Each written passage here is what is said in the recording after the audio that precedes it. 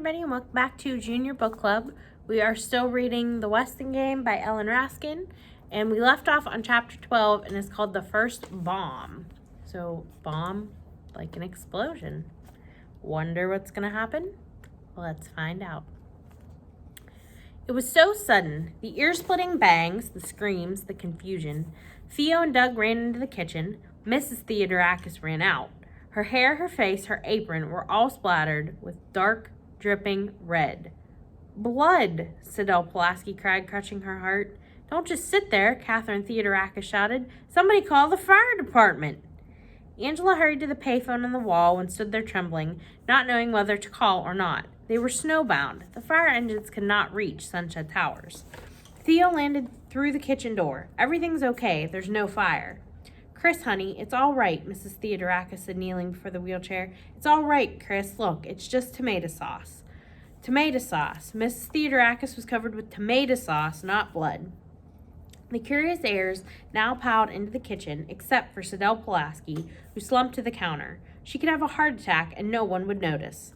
Mr. Hu surveyed the scene, trying to conceal his delight.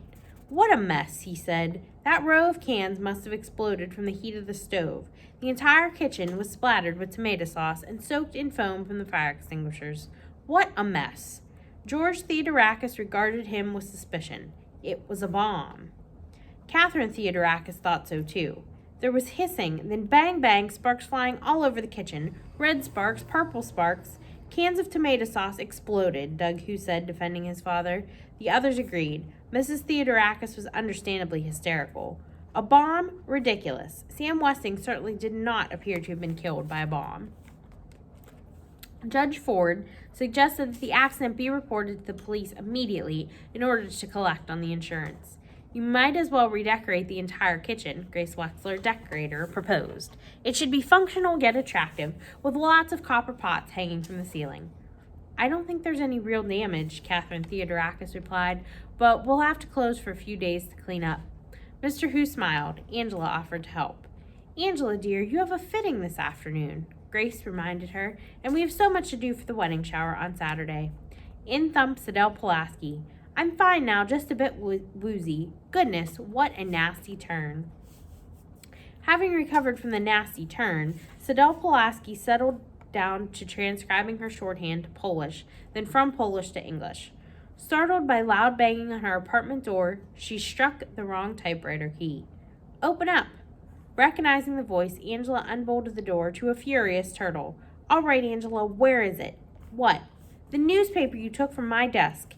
Angela carefully dug through the embroidery, personal items, and other paraphernalia in her tapestry bag and pulled out the newspaper folded to the Westing obituary. "I'm sorry, Turtle. I would have asked you for it, but you weren't around." "You don't also happen to have my Mickey Mouse clock in there, too, do you?" Turtle softened on seeing her sister's hurt expression. "I'm only kidding. You left your engagement ring on the sink again. Better go get it before somebody steals that, too." "Well, I wouldn't worry about anyone stealing Angela's ring," Sidel Pulaski remarked. "No mother would stoop that low." The thought of Grace being the burglar was so funny to Turtle. She plopped down on the sofa and rolled about in laughter. It felt good to laugh. The stock market had fallen 5 points today. "Angela, please tell your sister to get her dirty shoes off my couch. Tell her to sit up and act like a lady."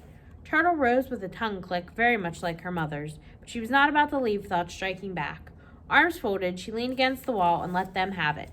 "Mom thinks Angela was the one who stole the shorthand notebook. That got them. Look at those open mouths. Because Mom has to see it and Angela does everything she says. Anyone could have stolen my notebook. I didn't double lock my door that day. If Sidel couldn't trust her own partner, she was alone, all alone." "Did Mom really say that?" Angela asked. "No, but I know how she thinks. I know what everybody thinks. Grown-ups are so obvious." "Ridiculous," scoffed Sidel. "For instance, I know that Angela doesn't want to marry that sappy intern." "Ridiculous. You're just jealous of your sister." "Maybe," Turtle had to admit, "but I am what I am. I don't need a crutch to get attention." Oh ho, she had gone too far. "Turtle didn't mean it that way, Sidel," Angela said quickly. "She used the word crutch as a symbol. She meant, that people are so afraid of revealing their true selves, they have to hide behind some sort of prop." "Oh, really?" Sidel replied. "Then Turtle's crutch is her big mouth." No, Angela thought, hurrying her sisters out of the door and back to their apartment. Turtle's crutch is her braid. The newspaperman called again to say he had found some photographs taken at Westingtown parties 20 years ago.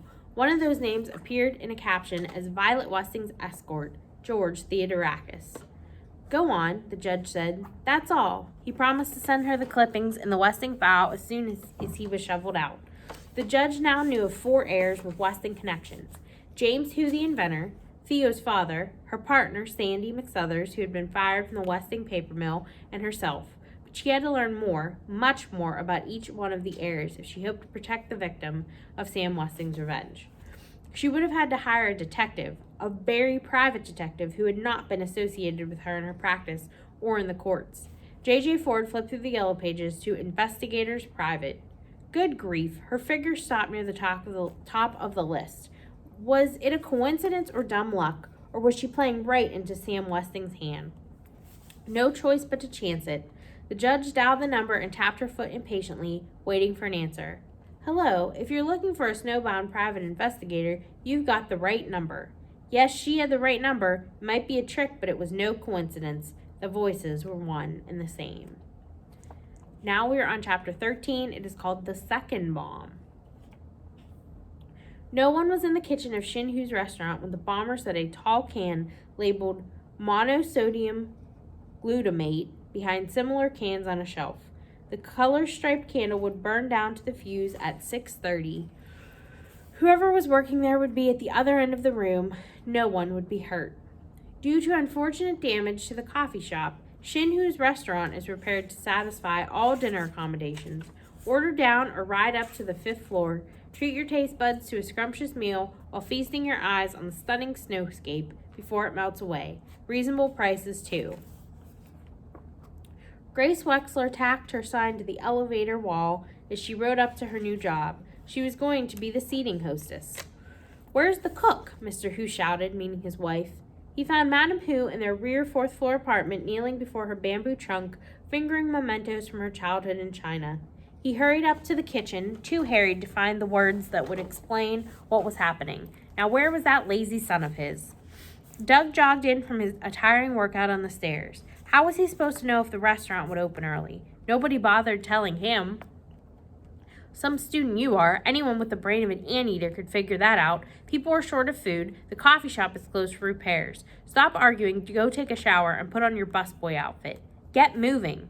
Don't you think you're rather hard on the boy? Grace commented. Somebody's got to give him a shove. If he had his way, he'd do nothing but run, Hu replied between bites of chocolate. You're not so easy on Angela either. Angela was born good, the perfect child. As for the other one, well, it's not easy being a parent, Hu said woefully. You can say that again. Grace held her breath. Her husband would have done just that, said it again, but Mr. Hu only nodded in shared sympathy. What a gentleman.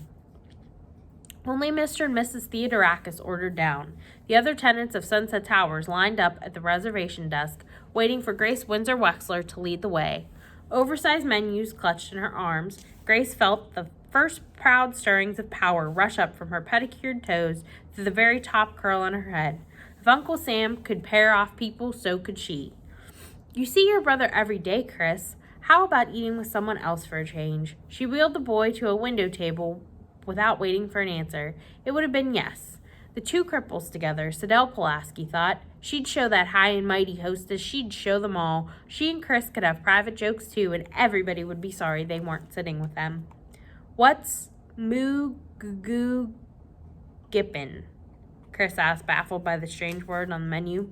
I think it's boiled grasshopper, Sidel screwed up her face, and Chris laughed. Or chocolate-covered mousse. French fry mousse, Chris offered. Now Sidel laughed. They both laughed heartily, but no one envied them. Your brother seems to be enjoying Miss Pulaski. Theo nodded, awed by the beautiful Angela, 3 years older than he, so fair-skinned and blonde, so unattainable. Here he was, sitting at the very same table with her, just the two of them, and he couldn't think of a single thing to say that wasn't stupid or childish, or childishly stupid. Usually the quiet one, Angela tried again. Are you planning to go to college next year? Theo nodded, then shook his head. Say something, idiot. I got a scholarship to Madison, but I'm not going. I'm going to work instead. What big, worried, sky blue eyes. The operation for Chris will be very expensive. That was worse. Now she's feeling sorry for him. If Chris had been born that way, maybe it wouldn't be so bad, but he was a perfectly normal kid. A great kid, and he's smart too. About 4 years ago, he started to get clumsy, just like little things at first. Perhaps my fiancé can help. Angela bit her lip. Thea was not asking for charity. And fiancé? What an old-fashioned silly word. I went to college for a year. I wanted to be a doctor, but, well, we don't have as much money as my mother pretends. Dad said he could manage if that's what I really wanted, but my mother said it was too difficult for a woman to get into medical school. Why was she gabbing like this? I want to be a writer, Theo said. That really sounded like kid stuff. Would you go back to college if you won the inheritance? Angela looked down. It was a question she did not want to answer, or could not answer. Long before becoming a judge, Josie Joe Ford had decided to stop smiling. Smiling without good reason was demeaning. A serious face put the smiler on the defensive. A rare smile put a nervous witness at ease. She now bestowed one of her rare smiles on the dressmaker. I'm so glad we have this chance to become acquainted, Mrs. Baumbach. I had so little time to chat with my guests last night. It was a wonderful party. Flora Baumbach appeared even smaller and rounder than she was as she sat twisting her napkin with hands accustomed to being busy. Was her face permanently creased from years of pleasing customers, or was a tragedy lurking behind the grin? Have you always specialized in wedding gowns? Mr. Baumbach and I had a shop for many years. Baumbach's for the bride and groom. Perhaps you've heard of it. I'm afraid not. The judge would have said no in any case to keep her witness talking. Perhaps you heard of Flora's bridal gowns. That's what I called my shop after my husband left. I don't know much about groom's clothes. They're mostly rentals anyway. Flora Baumbach lost her timidity. The judge let her chat away. I'm using heirloom lace on the bodice of Angela's gown. It's been in my family for 3 generations. I wore it at my wedding, and I dreamed that someday I'd have a daughter who would wear it too. But Rosalie didn't come along until I was in my 40s, and... The dressmaker stopped. Her lips tightened into an even wider grin. Angela will make such a beautiful bride. Funny how she reminds me of her. Angela reminds you of your daughter? The judge asked. Oh, my, no. Angela reminds me of another young girl I made a wedding dress for. Violet Westing. The heavy charms on Sidel Pulaski's bracelet clinked and clinked as she raised a forkful and flourished it in a practiced ritual before aiming it at her open mouth. Chris's movements were even jerkier. She's a good person, he thought, but she thinks too much about herself. Maybe she never had anybody to love. Here, let me help you to some of this delicious sweet and sour ostrich. Their laughter drowned out the loud groan from another table, where Turtle sat alone, a transistor radio plugged in her ear. The stock market had dropped another 12 points. I'm starved. Let's sit down to eat. Head held high, Grace Wexler led her husband across the restaurant. All I want is a corned beef sandwich, not a guided tour. Would you prefer to sit alone or with that young lady over there? I thought I was going to sit with you. Please be seated, Grace replied. Mr. Hu will take your order shortly. Jake snatched the menu from his wife and watched her glide, gracefully, he had to admit, to the reservations desk and whisper in Hu's ear. Jimmy, she calls him. That's a fine kettle of fish, he exclaimed, then turned to his dinner companion. Fine kettle of fish. I'm so hungry, even that sounds good, and from the looks of this menu, that's probably what I'll get. I'm okay, Turtle replied, the final pieces of actively traded stops rumbling in her ear. Mr. Hu waddled over. I recommend the striped bass. See what did I tell you? A kettle of fish. Turtle switched off the radio. She had heard enough bad news for one day. How about spare ribs done to a crisp? Hu suggested. Then he lowered his voice. What's the point spread on the Packers game? See me later, Jake muttered. Go ahead and tell him, Daddy, Turtle said. I know you're a bookie. Can you stand on your legs? Sidel Pulaski asked. Can you walk at all? People never asked Chris those questions. They whispered them to his parents behind his back. No? Why? What better disguise for a thief or a murderer than a wheelchair? The perfect alibi. Chris enjoyed being taken for the criminal type. Now they really were friends. Were you notes? What? Oh, read you my notes? Soon, very soon. Sidel daintily touched the corners of her mouth with a napkin, pushed back her chair, and grabbed her polka dot crutch. That was a superb meal. I must give my compliments to the chef. She rose, knocking the chair to the floor, and clumped towards the kitchen door. Where is she going? Angela started up to help her partner. Where Where is she going? Angela, starting up to help her partner, was distracted by shouting in the corridor. Hello in there. Anybody home? Through the restaurant door came a bundled and booted figure. He danced an elephantine jig, stomping snow on the carpet, flung a long woolen scarf from his neck, and yelled, Otis Amber is here. The roads are clear. That's when the bomb went off. Nobody move. Everybody stay where you are, Mr. Hu shouted just as he rushed into the sizzling, crackling kitchen. Just a little mishap, Grace Wexler explained, taking her command post in the middle of the restaurant. Nothing to worry about. Eat up before your food gets cold. A cluster of red sparks hissed through the swinging kitchen door, kissed the ceiling, and rained a shimmering shower down and around the petrified hostess. Fireflies of color faded into her honey blonde hair and scattered into ash at her feet. Nothing to worry about, she replied hoarsely. Just celebrating the Chinese New Year, Otis Amber shouted, adding one of his hee-hee-hee cackles. Mr. Hu leaned through the kitchen doorway, his shiny straight black hair, even shinier and straighter, plastered to his forehead, water dribbling down his moon-shaped face. Call an ambulance. There's been a slight accident. Angela dashed past Mr. Hu into the kitchen. Jake Wexler made the emergency telephone call and sent Theo to the lobby to direct the ambulance attendants. Why are you standing there like a statue? Hu shouted at his son. You told everybody to stay where they were, Doug said. You're not everybody. Madam Hu tried to make the injured woman as comfortable as possible on the debris-strewn floor. Angela found the sequin spectacles, wiped off the wet, crystalline mess, and placed them on her partner's nose. Don't look so worried, Angela. I'm all right. Sadell was in pain, but she wanted attention on her own terms, not as a hapless, foolish victim of fate. Looks like a fracture, an ambulance attendant said, feeling her right ankle. Careful how you lift her.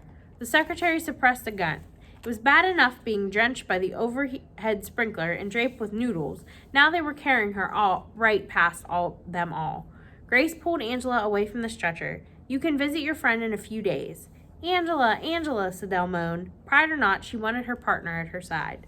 Angela stood between her determined mother and her distraught partner, paralyzed by the burden of choice. Go with your friend, Angie Pye, Jake Wexler said. Other voices chimed in, go with Pulaski. Grace realized she had lost. Perhaps you should go to the hospital, Angela. It's been so long since you've seen Dr. D. She winked mischievously, but only Flora Baumbach smiled back. The policeman and the fire inspector visiting the scene agreed that it was nothing more than a gas explosion. Good thing the sprinkler system worked, or Mr. Hu might have had a good fire. What kind of a fire is a good fire? Hu wanted to know. And what about the burglaries? Grace Wexler asked. I'm with the bomb squad, the police explained. You'll have to call the robbery detail for that. And what about the coffee shop accident? Theo asked. Also a gas explosion. Jake Wexler asked about the odds of having 2 explosions in 2 days in the same building. Nothing unusual, the fireman replied, especially in weather like this. No ventilation, snow packed over the ducts. He instructed the tenants to air out their kitchens before lighting ovens. Mrs. Wexler turned up the heat in her apartment and kept the windows open for the next 3 days. She did not want anything blowing up during Angela's party, but the Wexler apartment was exactly where the bomber planned to set the next bomb. And chapter 14 is called Pairs Repaired. The snowplows plowed and a warm sun finished the job of freeing the tenants of Sunset Towers and the figure in the Westinghouse from their wintry prisons. Angela, disguised her mother's old beaver coat and hat and in Turtle's red boots, was the first one out. Following Sadell's instructions, she hastily searched under the hood of every car in the parking lot. Nothing was there, nothing that didn't seem to belong to an automobile engine. So much for good gracious from hood space. Next came Flora Baumbach. Behind her, a bootless Turtle tiptoed through puddles. Miracles of miracles, the rusty and battered Chevy started, but the dressmaker's luck went downhill from there. First, the hood of her car flew up in the middle of traffic. Then, after 2 hours of watching mysterious symbols move across the lighted panel high on the wall of the broker's office, her eyes began to cross. After 3 hours, the grin faded from her face. I'm getting dizzy, she said, shifting her position on the hardwood and folding chair. And worse yet, I think I've got a splinter in my fanny. Look, there goes one of our stocks, Turtle replied. Now this looks funny, so I'm going to read it the best I can. It says C $5 sign 8.5, GM $5,000 sign 67, LVI 32 1/4, MGC $2.14, T $1,000 $64.25, AMI $3.19 4.25, I $8.22.5. Flora Baumbach caught a glimpse of C $5 8.5 as it was about to magically disappear off the left edge of the moving screen. Oh my, I've forgotten what that means. Turtle sighed. It means 500 shares of SEA were traded at $8.50 a share. What did we pay? Never mind, just write down the prices of our stocks as they cross the tape like I'm doing. Once school opens, it'll all be up to you. Turtle did not tell her partner that they had bought 200 shares of SEA at $15.25 a share. On that stock alone, they had a loss of $1,350, not counting commissions. It took nerves of steel to play the stock market. The Mercedes is wiped clean and shiny like new, the doorman boasted, his face reddened around old scars as he rejected a folded $5 bills. No tips, Judge, please, not after all you've done for the wife and me. The judge had given him the entire $10,000. J.J. Ford pocketed the bill and, to make amends for her thoughtless gesture, asked the doorman about his family. Sandy perched on the edge of a straight-backed chair, adjusted his round wire-frame glasses, repaired at the bridge with adhesive tape across his broken nose, and told about his children. 2 boys still in high school, 1 daughter married and expecting my 3rd grandchild. Her husband just lost his job, so they all moved in with us. Another daughter who works part-time as a typist. She plays the piano real good. And 2 sons who work in a brewery. It must have been difficult supporting such a large family, the judge said. Not so bad. I picked up odd jobs here and there after I got fired from the Westing plant for trying to organize the union.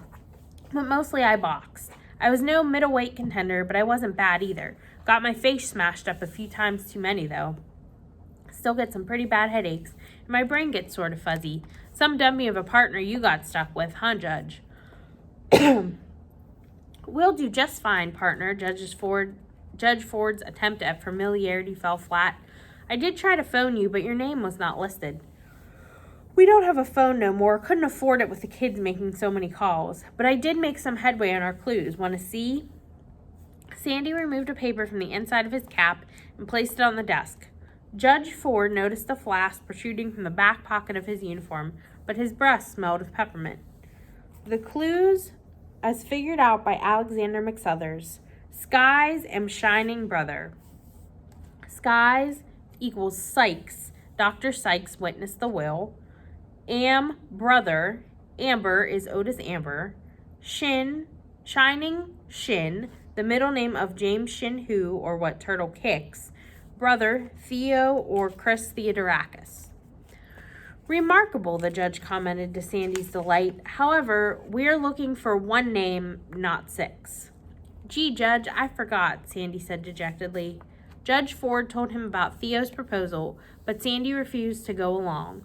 It seems too easy, the clues adding up to one message, especially for a shrewd guy like Westing. Let's stick it out together, just the 2 of us. After all, I got me the smartest partner of them all. Shallow flattery for the big tipper, the judge thought. McSuthers was not a stupid man, if only he was less obsequious and less of a gossip. The doorman scratched his head. What I can't figure out, Judge, is why I'm one of the heirs. Unless Sam Westing just up and died, and there is no murderer. Unless Sam Westing is out to get somebody from his grave. I agree with you entirely, Mr. McSuthers. What we have to find out is who these 16 heirs are, and which one, as you say, was Westing out to get. Sandy beamed. They were going to play it his way. What you need is an advertising campaign. What I need is my half of the $10,000. $5,000 is what I estimate that redecorating and the newspaper ads will cost. Get out of here. Get out. Grace stared at Hugh's smooth, broad face, at the devilish tufts of his eyebrows so high above those flashing eyes. Then she turned her back and walked out. Sometimes she wondered about that man. No, he couldn't be the murderer. He couldn't even kill the water bug in the sink this morning. Grace spun around to see if she was being followed on the footstep-hushing carpet in the 3rd-floor hall. No one was there, but she heard voices. They were coming from her kitchen. It was nothing, just Otis Amber shouting at Crow something about losing their clues. I remember them, Otis, Crow replied in a soft voice. She felt strangely at peace. Just this morning she had been given the chance to hide her love in Angela's bag, the big tapestry shoulder bag she carries next to her heart. Now she must pray that the boy comes back. I remember them too. That's not the point, Otis Amber argued. What if somebody else finds them, Crow? Are you listening to me, Crow? No, but Grace Wexler was listening. Really, Mr. Amber, can't you find another time to discuss your affairs with my cleaning woman? And where are you going, Crow? Crow was buttoned up in a black moth-eaten winter coat, a black shawl covering her head. It's freezing in here. Otis Amber shut the window. Grace opened the window. The last thing I need is a gas explosion, she said peevishly. Boom, he replied. The two women were so startled that the delivery boy sneaked up on the unsuspecting for the rest of the week, shouting, Boom! Besides shouting boom, Otis Amber delivered groceries from the shopping center to Sunset Towers, back and forth, to and fro. Not only did the tenants have to restock their bare shelves, they had to add Westing paper products by the gross to their orders. Idiots. Just because the will said buy Westing paper products, he muttered, hefting a bulky bag from the compartment attached to his bike. Even Crow was using Westing disposable diapers to polish the silver and Westing paper towels to scrub the floors. Is that what happened to their clues? Poor Crow, she's taking this game harder than he had expected. She's been acting strange again. Boom, Otis Amber shouted as the intern hurried by. Idiot, muttered Denton Deer. Denton Deer paced the floor. Listen, kid, I'd like to help you, but I'm only an intern specializing in plastic surgery. It would be different if you wanted a nose job or a facelift. He had meant to be amusing. It sounded cruel. Chris had not asked for charity. He wanted to play the game with the intern. All the intern wanted was half of the $10,000. I hear your brother suggested sharing clues. Sounds like a fine idea. No response. Maybe the kid thinks I'm a murderer. The tenants must think so. The way they peered over their shoulders and that delivery boy shouting like that. Why me? I'm a doctor. I took an oath to save lives, not take them. I'm a very busy man. Chris, I have lots of sick people depending on me. Oh well. Plowing his fingers through his stringy, moose brown hair to keep it out of his eyes. When would he find time for a haircut? He seated himself next to the wheelchair. The clues are in my locker. What were they? The rain in Spain falls mainly on the plain. For plain, grain, shed. Chris spoke slowly. He had practiced his recitation over and over, hour after lonely hour. Grain, oats, Otis Amber. For, shed, she, Ford. Ford lives in 4D. Ford, apartment 4D. Good thinking, Chris, the intern rose. Is that all? Chris decided not to tell him about the limper on the lawn, not until the next time. His partner would have to visit him a next time and a next time, as long as he didn't sign the check. Now about signing the check, Denton Deer said. Chris shook his head no. On a bench in the lobby, Angela embroidered a trousseau waiting for Denton. Dad had tried to teach her to drive, but she was too timid. He too impatient. Why bother with driving lessons, her mother said. Anyone as pretty as you can always find a handsome young man to chauffeur you. She should have insisted. She should have said no just once to her mother, just once. It was too late now. Theo came in with an armload of books. Hi, Angela. Hey, I found that quotation, or rather the librarian found it. You know, may God thy gold refine. Really? Angela thought it was unnecessary to remind him that it was Flora Baumbach and Turtle who had asked about the quotation, not she. What lush lips, what white teeth, what fine, shiny hair. Theo fumbled between the pages of a chemistry book for the index card. On it was written the third verse of America the Beautiful. America, America, may God thy gold refine, till all success be nobleness, and every gain divine. Theo had begun reading the refrain and ended up singing. He shyly laughed off his foolishness. I guess it doesn't have anything to do with money or the will, just Uncle Sam's patriotism popping up again. Thank you, Theo. Angela stuffed her embroidery in the tapestry bag on seeing Denton Deer rush off the elevator. Hello, Dr. Deer. How about a game of chess? Let's go, the intern said, ignoring Theo. Sandy opened the front door for the couple, whistling America the Beautiful. The doorman was a good whistler, thanks to his chipped front tooth. I can't drive you home. I'm on duty tonight. I'll take a cab. Why must you go back to the hospital? Your crazy partner isn't dying, you know. She's not crazy. She made up her so-called wasting disease. I call that crazy. Nothing was wrong with her legs until the explosion in the Chinese restaurant. You're wrong. First you asked me to look in on her, now you don't want my opinion? Anyhow, I called the psychiatrist. Maybe you should talk to him too. I've never seen you so troubled. What's wrong? The wedding dress isn't ready? The guest list is too long? You'll have to cope with more important matters than that once we're married, unless you don't want to get married. Is that it? Angela twisted the engagement ring her mother made her wear in spite of the rash. No, she did not want to get married. Not right away, but she couldn't say it. She couldn't tell him, them, not like that. Denton would be so hurt. Her mother. The engagement was announced in the newspaper, the wedding gown, the shower. But once they found out she wasn't their perfect Angela. How long had she been sitting here in the hospital corridor? A man in a business suit, the psychiatrist, came out of Siddell's room. You must be Angela, he said. How had Siddell described her? A pretty young thing? I hear you're going to marry one of our interns. She was going to get married, her one claim to fame. How is Miss Pulaski, doctor? Do you mean is she crazy? No more or less than anybody else in town. But the crippling disease, she made that up? So what? The woman was lonely and wanted some attention, so she did something about it, and quite creatively, too. Those painted crutches are a touch of genius. Is that normal? I mean, it's not insane to shock people into noticing who you are? Doctor patted Angela's cheek as though she were a child. No one was hurt by her little deception. Now go in and say hello to your friend. Hello, Siddell. Without makeup, without jewelry, clothed only in a white hospital gown, she looked older, softer. She looked like a sad and homely human being. You talked to the doctors? It's a simple fracture, Angela replied. What else? Siddell turned her face to the wall. The doctor says your disease is incurable, but you could have a remission lasting 5 years or more if you take good care of yourself and don't overdo it. The doctor said that? Maybe a few people could be trusted. Did you bring my makeup? I must look a mess. In the overstuffed tapestry bag under Siddell's cosmetic case, Angela found a letter. It was a strange letter written in a tense and rigid hand. Forgive me, my daughter. God bless you, my child. Delight in your love, and devil take Doctor dear. Hast thou found me, O mine enemy? The time draws near. Taped at the bottom were 2 clues. Thy beautiful. So that's the end of chapter 14. Next time we will be reading chapter 15 through 17. And chapter 15 is called Fact and Gossip. We hope you are enjoying school, and we can't wait to see you back at the library soon. Have a great day.